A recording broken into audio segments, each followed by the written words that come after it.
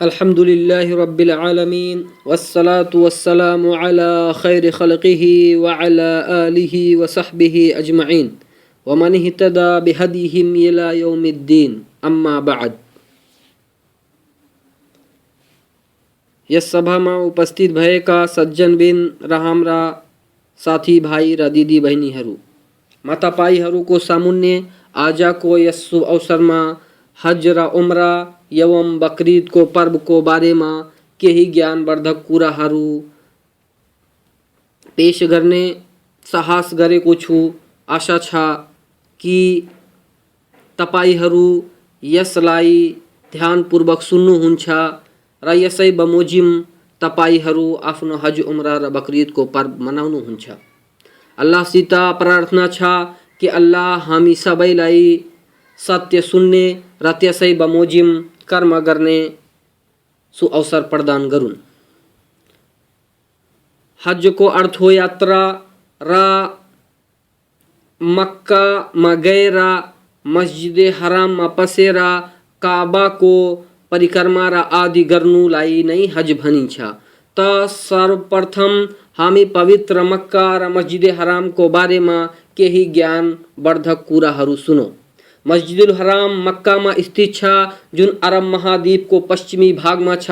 यस नगर को इस्लाम में अत्याधिक श्रेष्ठता वर्णन छ र यसै में सम्मानित काबा अर्थात बैतुल्ला स्थित छ, जुन मुसलमानहरू को किबला हो, जस तरफ मुख गरी मुसलमानहरू आफ्नो नमाज को आयोजना गर्छन् र यसबाहेक अरु विभिन्न पूजा पाठ को आयोजना यसै तर्फ अनुहार गरेर गर्दै आएका छन्, जसको आदेश अल्लाहले आफ्नो भक्तहरूलाई दिएका छन् र यो यस विश्वको पहिलो मस्जिद पनि हो, किनकि जब प्रतिष्ठित सहाबी अबू जर गिफारी रजियल्लाहु अन्हुले रसूल सल्लल्लाहु अलैहि वसल्लम सित सोध्नु भयो, हे अल्लाह को रसूल, यस धरती को पहिलो मस्जिद चाहिँ कुन हो? त रसूल सल्लल्लाहु अलैहि वसल्लमले उत्तर दिनु भयो, मस्जिदुल हराम अर्थात मक्का में बैतुल्लाह को वरिपरि बनेको मस्जिद। यस हदीसलाई बुखारी र मुस्लिमले वर्णन गर्नु भएको छ र मस्जिदुल हराम में पढिएको नमाज को पुण्य में अभिवृद्धि गरिन्छ, जस्तो कि रसूल सल्लल्लाहु अलैहि वसल्लम को फरमान छ, मेरो यो मस्जिद में पढिएको नमाज समस्त मस्जिदहरू में पढिएको नमाज भन्दा 1000 श्रेष्ठ छ। यी मस्जिदुल हराम बाहेक र मस्जिदुल हराम में पढिएको नमाज त्यसबाहेक का समस्त मस्जिदहरू में पढिएको 1 लाख नमाज भन्दा श्रेष्ठ छ। यस हदीसलाई सहीहुत तरगीब में अल्बानी रहमहुल्लाहले वर्णन गर्नु भएको छ र यसलाई सही पनि भन्नु भएको छ। मक्का भित्र अल्लाहले आफ्ना समस्त सृष्टिहरूमाथि वर्जित गरेका छन् कि त्यसमा उनीहरू रक्तपात गरून् वा अन्याय अत्याचार गरून् वा त्यसमा भएका जनावरहरूको शिकार गरून् वा त्यसका रुख बिरुवालाई उखेलुन्। रसूल सल्लल्लाहु अलैहि वसल्लम को फरमान छ, निसन्देह मक्कालाई अल्लाहले हराम गरेका हुन्, कुनै मानिसले हराम गरेको होइन, तसर्थ कुनै व्यक्तिलाई यो वैध छैन जुन अल्लाह र परलयको दिनमाथि आस्था राख्दछ कि त्यो मक्का को सीमा में रक्तपात गरोस् वा त्यसका रुख बिरुवालाई उखेलोस्। यस हदीसलाई बुखारी र मुस्लिमले आफ्ना किताबहरूमा अर्थात सही बुखारी र सही मुस्लिममा वर्णन गर्नु भएको छ। जस्तो कि यो मक्का शहर अल्लाह र अल्लाह का रसूल सल्लल्लाहु अलैहि वसल्लम निकट अति प्रिय नगर पनि हो।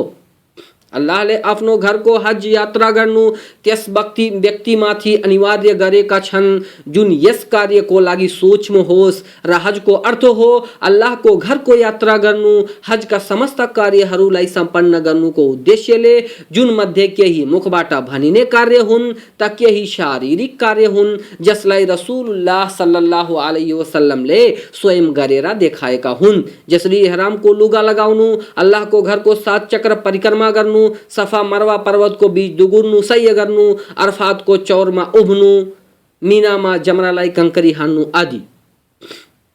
हज को समय हज का कार्यहरू जिलहिज्जा महीना को 8 तारिक देखि 13 तारिक को बीच गरिन्छ र यो महीना इस्लामीय संवत को 12औं महीना हो र हज अनिवार्य हुनुको प्रमुख र सर्वप्रथम शर्त यो हो कि हज गर्ने व्यक्ति मुसलमान वयस्क र सामर्थ्यवान होस्। र व्यस्क र सामर्थ्यवानको अर्थ हो कि मान्छे व्यस्क हुनुको साथसाथै बुद्धिमान पनि होस्, अर्थात् पागल अचेत नहोस्, किनकि पागलमाथि हज अनिवार्य छैन। हजका धेरै श्रेष्ठताहरू पनि वर्णन छन्, तर केही निम्न हुन्। हज सर्वोत्कृष्ट र सर्वोत्तम कार्यहरू मध्ये एक हो, किनकि जब रसूलुल्लाह सल्लल्लाहु अलैहि वसल्लम सित सोधियो कि सर्वोत्कृष्ट कार्यहरू कुन कुन हुन्, त उहाँको उत्तर थियो अल्लाह र त्यसको सन्देशमाथि आस्था राख्नु। अनि सोधियो यसपछि कुन कार्य हो, त उहाँले भन्नुभयो अल्लाहको मार्गमा युद्ध गर्नु। अनि सोधियो तत्पश्चात के हो, त उहाँले भन्नुभयो स्वीकृत हज। यस हदिसलाई पनि बुखारी र मुस्लिमले वर्णन गर्नुभएको छ। यस्तै हजको मौसम क्षमा याचनाको लागि विशाल अवसर हो। रसूल सल्लल्लाहु अलैहि वसल्लमको फरमान छ, जसले हज गर्छ र अनुचित कुरा र कार्यबाट बाँच्छ, त त्यो आफ्नो घर यसरी फर्केर आउँछ जसरी आफ्नो आमाको पेटबाट पाप मुक्त जन्मेको थियो। यस हदिसलाई पनि बुखारी र मुस्लिमले वर्णन गर्नुभएको छ। यस्तै हजको मौसम नर्कबाट मुक्त हुनुको सुअवसर हो। रसूल सल्लल्लाहु अलैहि वसल्लमको फरमान छ, अरफातको दिन जस्तो अधिक अल्लाह अरू कुनै दिन पनि भक्तहरूलाई नर्कबाट मुक्ति प्रदान गर्दैन। यस हदिसलाई मुस्लिमले वर्णन गर्नुभएको छ। यस्तै हजको प्रतिफल स्वर्ग हो। रसूल सल्लल्लाहु अलैहि वसल्लमको फरमान छ, स्वीकृत हजको प्रतिफल स्वर्ग बाहेक केही होइन। यस हदिसलाई पनि बुखारी र मुस्लिमले वर्णन गर्नुभएको छ। हाम्रो समाज र स्वयं हाम्रो लागि हजमा विशाल र महान उद्देश्यहरू छन्। यसै कारण जब अल्लाहले हामीमाथि अनिवार्य गरेको हदिय बलिको वर्णन गरेको छ, जसलाई हाजी मान्छे कुर्बानीको दिन अल्लाहको निकटता प्राप्तिको लागि बलि गर्छ, त भनेको छ लन यनालल्लाह लुहुमुहा वला दिमाउहा वलाकिन यनालुहु तक्वा मिनकुम, अर्थात् कुर्बानीको मासु अल्लाह छेउ पुग्दैन, न त उनीहरूको रगत, अपितु उसलाई त तिम्रो हृदयको धर्मपरायणता मात्र पुग्दछ। सूरतुल हज श्लोक नंबर 37। र रसूल सल्लल्लाहु अलैहि वसल्लम को फरमान छ, बैतुल्लाह को परिक्रमा, सफा मरवा बीच दोगुर्नु र कंकरी हान्नुलाई अल्लाहले मात्र आफ्नो स्तुति गर्नुको लागि अनिवार्य गरेको छ। यस हदिसलाई अबू दाउदले रिवायत गर्नु भएको छ। र हजका उद्देश्यहरू मध्ये केही अरू निम्न पनि हुन्। अल्लाहको लागि पूर्णतः नतमस्तक हुनु, किनकि हाजी सिंगार र रमाउने कुराहरूबाट बाँच्छ र एहरामको सेतो लुगा लगाएको हुन्छ, जुन यो जाहेर गर्छ कि त्यो अल्लाहको मुखापेक्षी छ र त्यो सांसारिक लोभ लालसाबाट मुक्त छ, जुन त्यसलाई अल्लाहको निकटताबाट टाढा लाग्ने सामग्रीहरू हुन्। अनि त्यो आफ्नो मालिकको कृपा, दया र क्षमाको अधिकारी भइहाल्छ। अनि अरफातको चौरमा आफ्नो पालनहारको सामुन्ने नतमस्तक भई त्यसले त्यसमाथि गरेको अनुकम्पा र उदार अनुग्रहको आभार प्रकट गर्दछ र आफ्नो पापको क्षमाको लागि रोई रोई याचना पनि गर्दछ। यस्तै मान्छे हज गरेर दुई प्रकारले अल्लाहको कृतज्ञता प्रकट गर्दछ। प्रथम, अल्लाहले त्यसलाई प्रदान गरेको सम्पत्तिबाट कृतज्ञता प्रकट गर्दछ र दोस्रो, अल्लाहले प्रदान गरेको स्वस्थ शरीरबाट त्यसको आभार प्रकट गर्दछ। र यी दुवै कुरा पूर्ण विश्वका ती महान र सर्वोत्तम अनुग्रहहरू मध्येका हुन् जुन सांसारिक जीवनको लागि अति आवश्यक छन् र जुन त्यसलाई अल्लाहद्वारा प्रदान गरिएका छन्। त मान्छे हजको माध्यमले यी दुवै अनुकम्पा पाएकोमा आफ्नो पालनकर्ताको कृतज्ञतालाई प्रकट गर्नुलाई दर्शाउँदछ। र यो यसरी कि मान्छे आफ्नो शरीरले हजका समस्त कार्यहरूलाई गर्नुमा परिश्रम गर्छ र आफ्नो माललाई हजको लागि खर्च गरेर आफ्नो पालनकर्ताको निकटताको अभिलाषी हुन्छ र त्यसको आदेशको अनुपालन गर्छ। र यस कुरामा कुनै सन्देह छैन कि अनुग्रहमाथि आभार प्रकट गर्नु स्वाभाविक कुरो हो, जसलाई हाम्रो आत्मा र हृदय पनि स्वीकार्दछ र धर्महरूका विधान अनुकूल पनि छ।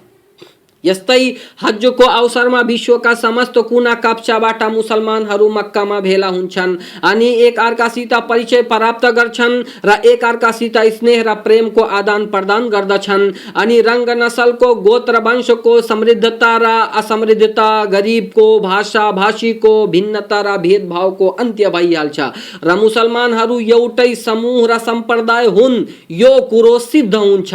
यस महान र विशाल मानवताको सभामा अर्थात अरफातको चौरमा जसरी कि सहाबाहरूको एकमत भएको थियो भलाइ र अल्लाहको तकवामाथि र सत्कर्मको निमन्त्रण र कुकर्मबाट रोक्नुमाथि यस हजका उद्देश्य विशाल र महान छन् जुन सांसारिक जीवनको स्रोतलाई आकाशको साधनबाट जोड्दछन्, संलग्न गर्दछन्। यस्तै हज मुसलमानलाई पर्लेको दिनलाई सम्झना गराउँछ र यो यसरी कि जब त्यो दैनिक लगाउने लुगालाई फुकाली एहरामको सेतो लुगा लगाएर तलबिया पुकार्दछ र अरफातको चौरमा उभ्छ र समस्त मान्छेहरूलाई उसै जस्तो लुगा लगाएको हेर्दछ त त्यस समय त्यसको हृदयमा ती सबै घटनाहरूको चित्रण सुदर्शित हुन्छन् जुन त्यसमाथि मृत्यु पश्चात घटित हुनेवाला छ।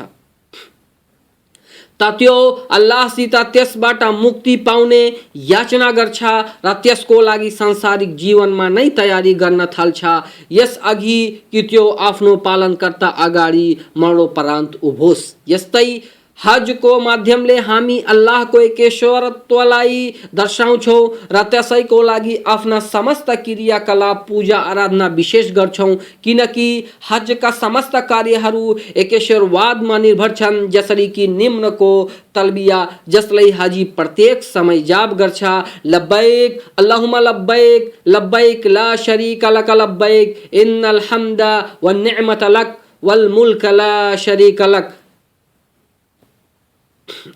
यसर्थ हज का प्रत्येक कार्य र कुराबाट मात्र एकेश्वरवादको नै बोध हुन्छ।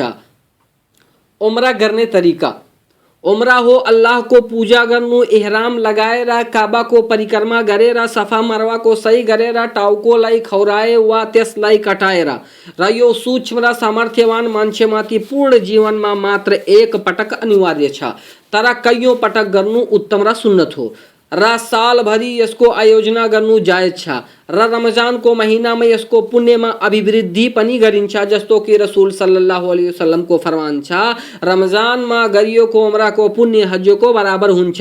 यस हदिसलाई बुखारी र मुस्लिमले वर्णन गर्नुभएको छ।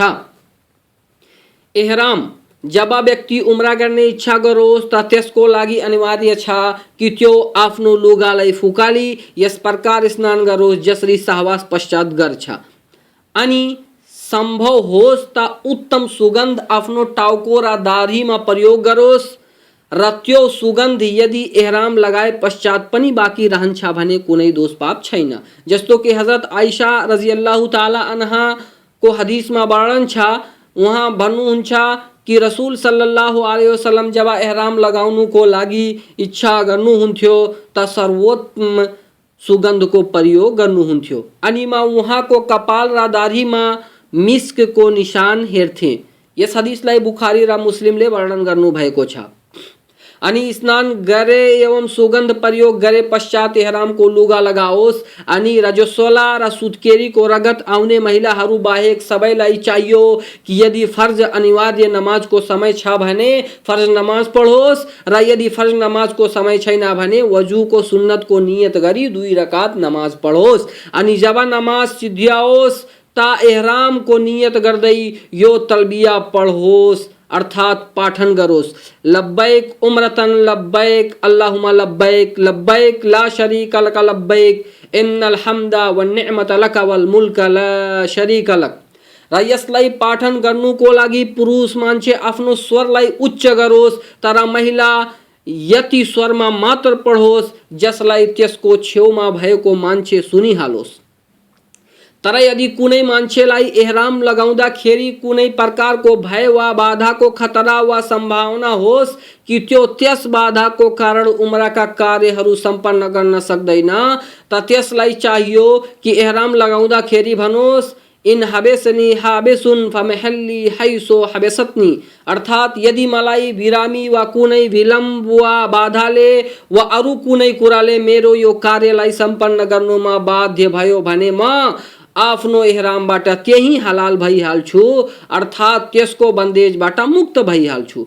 किनकि रसूल सल्लल्लाहु अलैहि वसल्लमले जेबाह बिन्ते जुबैरलाई आदेश दिनुभयो जब उनी एहराम लगाउने इच्छुक भइन्, यस अवस्थामा कि उनी बिरामी थिइन् कि उनी यो शर्त लगाउन् र भन्नुभयो तिम्रो लागि तिम्रो पालनकर्तामाथि त्यो छ जसलाई तिमीले शर्तबद्ध गर्यो। यस हदिसलाई पनि बुखारी र मुस्लिमले वर्णन गर्नुभएको छ। त जसले पनि शर्त लगायो र त्यो घटित पनि भयो, जसले त्यसलाई यस शुभ कार्यलाई गर्नुबाट बाध्य गरिदियो त त्यो एहरामको बन्देजबाट मुक्त भइहालोस्, अर्थात एहरामलाई फुकालोस् र यसो गर्नाले त्यसमाथि कुनै दोष पाप आउँदैन। तर जुन मान्छेलाई कुनै कुराबाट भय नहोस् कि त्यो यस कार्यलाई छाड्नुमा बाध्य हुन सक्छ त त्यसलाई चाहियो कि यो शर्त नलगाओस्, किनकि नबी सल्लल्लाहु अलैहि वसल्लमले यस्तो अवस्थामा शर्त लगाउनु भएन न त कसैलाई हुकुम गर्नु नै भयो। र जेबाह बिन्ते जुबैरलाई यस कारण हुकुम गर्नु भएको थियो किनकि उनी बिरामी थिइन्।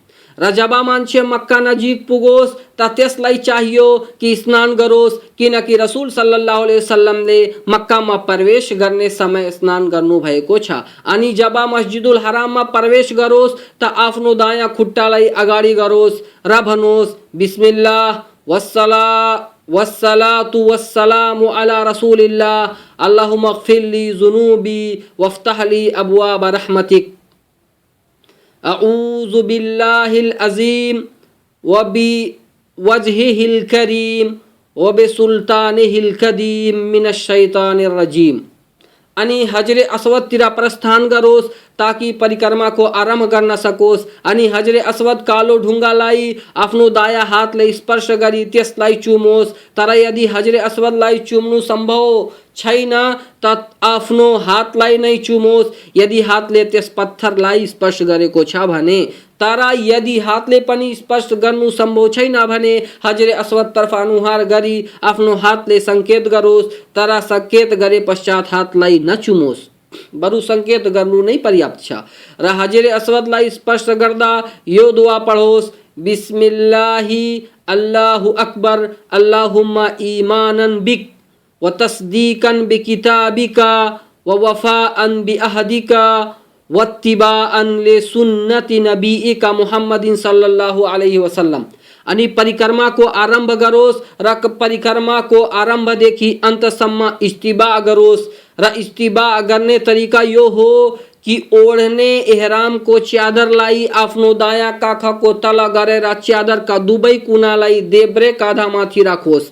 अनि समस्त परिक्रमालाई यसै अवस्थामा पूर्ण गरोस्। अनि च्यादरलाई पहिलोको अवस्थामा ल्याओस्, अर्थात सामान्य अवस्था झैँ त्यसलाई ओढोस्, किनकि इस्तिबा मात्र परिक्रमाको लागि नै गरिन्छ। र परिक्रमाको दोस्रो महत्त्वपूर्ण कुरो के छ भने परिक्रमाको आरम्भिक 3 चक्रमा रमल गर्नुपर्छ। र रमलको अर्थ हो दुवै खुट्टालाई नजिक नजिक गरेर हिँड्नु र बाँकी 4 चक्रहरूमा सामान्य चाल चलोस्, त्यसमा रमल छैन। अनि बैतुल्लाहलाई आफ्नो देब्रे तर्फ गरेर परिक्रमा गरोस् र जब रुक्ने यमनी कुनासम्म पुगोस् त त्यसलाई स्पर्श गरोस्, तर त्यसलाई चुम्नु वा त्यसलाई स्पर्श गरेर हातलाई चुम्नु अवैधानिक छ। तर यदि भिडको कारण त्यसको स्पर्श गर्न सक्दैन भने कुनै आपत्ति छैन। यसर्थ त्यसलाई स्पर्श गर्नुको लागि अरू हाजीहरूलाई कष्ट पुगाउनु अवैधानिक कुरो हो। र रुकने यमानी र हजरे अस्वद बीच यो दुआको पाठन गरोस् रब्बना आतिना फिद दुनिया हसनतन व फिल आखिरति हसनतन व क़िना अज़ाबन्नार। र जहिले पनि हजरे अस्वद र रुकने यमानीको बीचबाट गुज्रोस् यसै दुआको पाठन गरोस्। र हजरे अस्वदको सामुन्नेबाट जहिले पनि गुज्रोस्, तकबीर भनोस् र सङ्केत गरोस्।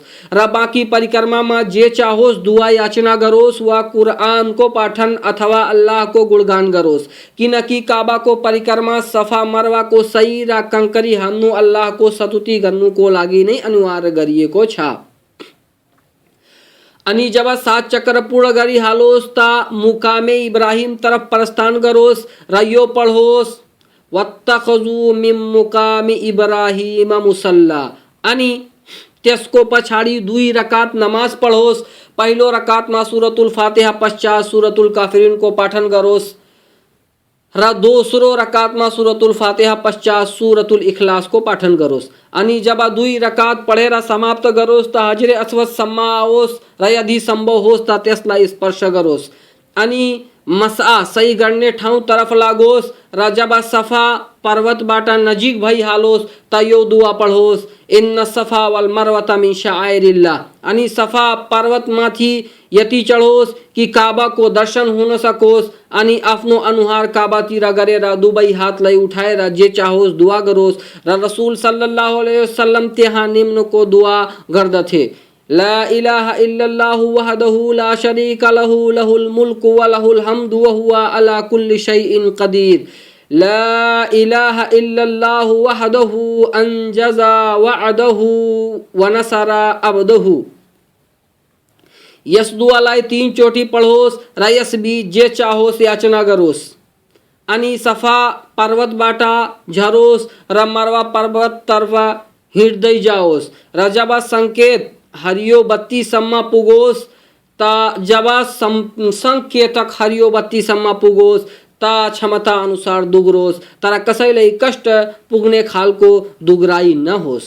र हदिसमा वर्णन छ कि रसूल सल्लल्लाहु अलैहि वसल्लम यस ठाउँमा यस्तो दौड लगाउँथे कि तपाईको गोली गाठे हेरिन्थ्यो र तपाईको एहरामको च्यादर पिडौलामाथि आई चक्ररक्त हुन्थ्यो।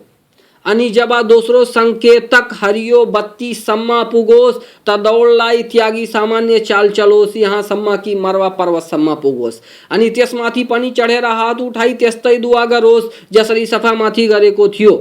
अनि मरवाबाट झरेर साधारण चाल चल्ने स्थानमा साधारण चाल चलोस् र दुगुर्ने स्थानमा दुग्रोस् र जब सफा पर्वतमा पुगोस् त पहिला झैँ फेरि गरोस् र यसरी 7 चक्र पूर्ण गरोस् र यो ज्ञात रहोस् कि सफादेखि मरवा पर्वतसम्म 1 चक्र भयो र मरवादेखि सफासम्म दोस्रो चक्र भयो। यसरी 7 चक्रको गणनालाई पूर्ण गरोस् र यसमा जे मन परे दुआ गरोस् अथवा अल्लाहको स्तुति एवं गुणगान गरोस्। अनि जब 7 चक्र पूर्ण गरिहालोस् त आफ्नो टाउको खौराओस् यदि उम्रा गर्ने मान्छे पुरुष हो। तर यदि महिला हो भने 1 औलाको पोर टुप्पो बराबर कपाललाई काटोस् र टाउको खौराउनुको लागि यो अनिवार्य छ कि समस्त कपाललाई फालोस् र यस्तै जुन मान्छे कपाललाई नखौराइकन कटाउँछ त्यसको लागि पनि अनिवार्य छ कि समस्त कपाललाई कटाओस्। र कपाल कटाउनु भन्दा खौराउनु उत्कृष्ट र उत्तम छ किनकि रसूल सल्लल्लाहु अलैहि वसल्लमले टाउको खौराउनेहरूको लागि 3 पटक दुआ गर्नु भएको छ र कपाल कटाउनेहरूको लागि मात्र 1 पटक दुआ गर्नु भएको छ। तर यदि हजको दिन नजिक छ र कपालको उत्पात हुनुको सम्भावना छैन भने उम्रामा कपाललाई कटाउनु नै उत्तम र उत्कृष्ट मानिन्छ ताकि हजमा टाउको खौराओस्। र यसको प्रमाण हो नबी सल्लल्लाहु अलैहि वसल्लमको अन्तिम हजमा आफ्नो साथीहरूलाई आदेश गर्नु कि उनीहरू उम्रामा आफ्ना कपाललाई कटाउन् किनकि उनीहरू जिलहिज्जाको 4औं तारिकको दिन बिहानै मक्का पुगेका थिए। त उपरोक्तमा वर्णन गरिएका कुराहरूलाई सम्पन्न गरे पश्चात उम्रा पूर्ण भयो। यसर्थ उम्राको संक्षिप्त अर्थ हो एहराम परिक्रमा सफा मरवाको सही कपाल खौराउनु वा फाल्नु। अनि मान्छे एहरामको बन्देजबाट पूर्ण रूपले मुक्त भइहाल्छ र त्यो जे चाहोस् त्यो सबै गर्न सक्छ जुन साधारण लुगा लगाएको अवस्थामा गर्न सक्छ, जसरी सुगन्धको प्रयोग गर्नु, आफ्नो स्वास्नीसित सहवास गर्नु आदि। यो थियो हाजीको लागि केही महत्त्वपूर्ण ज्ञानवर्धक कुराहरू। अब जुन हाम्रा दिदी भाइ र हाम्रा साथीहरूलाई अल्लाहले हज गर्ने अवसर प्रदान गरेका छैनन् र उनीहरू हज गर्ने आशा राखेका छन् र हजको आशा राखी आफ्ना मुलुकहरूमा त्यसको प्रतीक्षा गरिराखेछन्, तिनीहरूको लागि म बकरीदको बारेमा केही ज्ञानवर्धक कुरा भन्ने आँट गर्दछु। अब हेर्नुस्, बकरीदको कल्याणकारी पर्व हामीहरूले कसरी मनाउनुपर्छ। बकरीद को पर्व इस्लामीय पर्व हो जसलाई हज नगर्ने मुसलमान व्यक्तिहरू बलि गरेर मनाउँछन्। यो यस्तो दिन हो जसमा अल्लाहका भक्तहरू आफ्नो खुशी र प्रसन्नतालाई सुदर्शित गर्छन् र अल्लाहको पूजालाई सफलतापूर्व सम्पन्न गर्छन् र त्यस अनुकम्पाको आभार प्रकट गर्छन् जुन अल्लाहले उनीहरूमाथि गरेको छ र उनीहरूलाई अल्लाहले सुमार्गमा लगाएर यस पूजाको सुअवसर प्रदान गरेको छ र यस पर्वमा राम्रो र नयाँ लुगा लगाएर प्रसन्नता दर्शाउनु वैधानिक र स्वाभाविक कुरो हो र अरूलाई खुश गर्नु अति उत्तम कार्य हो। यसर्थ गरिबहरूको सहायता गरी र वैधानिक सामग्रीहरूद्वारा प्रसन्नतालाई दर्शाउनु र अरूलाई रमाउनु र अल्लाहको अनुकम्पामाथि कृतज्ञता प्रकट गर्नु वैधानिक कुरो हो। अल्लाहको कृतज्ञता यस पर्वमा बलि गरेर गरिन्छ। यो गर्नु अति उत्तम र रमाइलो कुरो हो। मुसलमानहरू बकरीदको दिन कुर्बानीको आयोजना गर्छन् मात्र अल्लाहको कृतज्ञता प्रकट गर्नुको लागि। यदि कुनै मान्छे बलि गर्छ, कुर्बानीको दिन कुर्बानी गर्छ देखाउनको लागि वा अरू कुनै सांसारिक लोभ लालसाको लागि, त्यसको त्यो बलि अल्लाह स्वीकार गर्दैनन्। बकरीद को रात्रि र ईदगाह जाँदाखेरि तकबीर भन्दै रहनु वैधानिक कुरो हो र यसको समय बकरीद को नमाजको लागि उभिनु बित्तिकै समाप्त हुन्छ र तकबीरका शब्दहरू निम्न हुन्: अल्लाहु अकबर, ला इलाहा इल्लल्लाह, अल्लाहु अकबर वलिल्लाहिल हम्द र भनोस् अल्लाहु अकबर कबीरा वल्हम्दुलिल्लाहि कसीरा व सुब्हानल्लाहि बुकरतन व असीला। बकरीद को नमाज त्यो नमाज हो जसको लागि इस्लामले विशेष रूपले ताकेदा गरेको छ र मुसलमान महिला, बच्चा र वृद्धहरू समेतलाई यसको लागि घरबाट निक्लेर ईदको नमाज पढ्ने ठाउँमा जानुको लागि उत्साहित गरेको छ र यस नमाजको पढ्ने समय हो 1 भाला बराबर जति सूर्य उदय भएर उच्च भए पश्चात यसको समयको आरम्भ हुन्छ र सूर्य ढल्ने समयसम्म यसको समय बाँकी रहन्छ। तर यसमा जल्दी गर्नु अति उत्तम मानिन्छ। बकरीद को नमाज पढ्ने तरिका: बकरीद को नमाज ईद जस्तै 2 रकात छ जसमा इमाम आफ्नो पाठनलाई ठुलो स्वरमा उच्च गरेर पढ्छ र नमाज पश्चात 2 वटा खुतबा दिन्छ र बकरीद को नमाजमा नमाजको आरम्भमा तकबीरहरूको वृद्धि गर्नु वैधानिक कुरो हो। यसर्थ पहिलो रकातमा पाठन सुरु गर्नु अघि 6 वटा तकबीरहरूको वृद्धि गर्नुपर्ने छ। नमाजलाई आरम्भ गर्ने तकबीरतुल इहराम बाहेक अनि सुरतुल फातिहाको पाठन गरेर कुरानबाट जे सम्भव होस् त्यसको पाठन गर्नुपर्छ अनि रुकु र ढोग गरेर पहिलो रकात पूर्ण गर्नुपर्छ र दोस्रो रकातमा 5 तकबीरको वृद्धि गर्नुपर्छ ढोगबाट उठ्दा भनेको तकबीर बाहेक अनि सुरतुल फातिहा पश्चात जे कुरानबाट सम्भव होस् त्यसको पाठन गर्नुपर्छ र रुकु र सिजदा अर्थात ढोग र तशहुद गरेर सलाम फेर्दै नमाजलाई सम्पन्न गर्नुपर्छ। यो थियो कुर्बानीको बारेमा अति संक्षेपमा वर्णन। अब म अन्तमा अल्लाहसित यो दुआ गर्दछु कि हे अल्लाह, हामी सबै मुसलमानहरूलाई आफ्नो घर देखाऊ, आफ्नो घरको परिक्रमा गराऊ, आफ्नो घरसम्म यात्रा गर्ने सुअवसर प्रदान गर।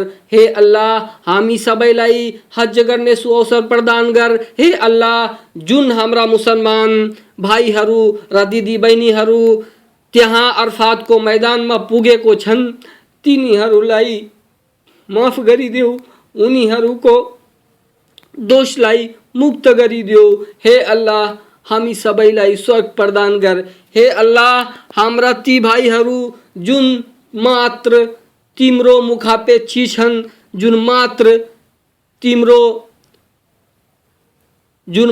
तिम्रो प्रसन्नता पाउनको लागि आफ्नो माललाई खर्च गरेर तिम्रो पवित्र मक्का, तिम्रो पवित्र बैतुल्लाहसम्म पुगेका छन् र तिमीले निर्धारित गरेको अरफातको चौरमा पुगेका छन्। उनीहरूलाई स्वर्ग प्रदान गर, उनीहरूलाई पाप मुक्त गरिदेऊ। हे अल्लाह, हामी तिमीसित बिन्ती गर्दैछौँ।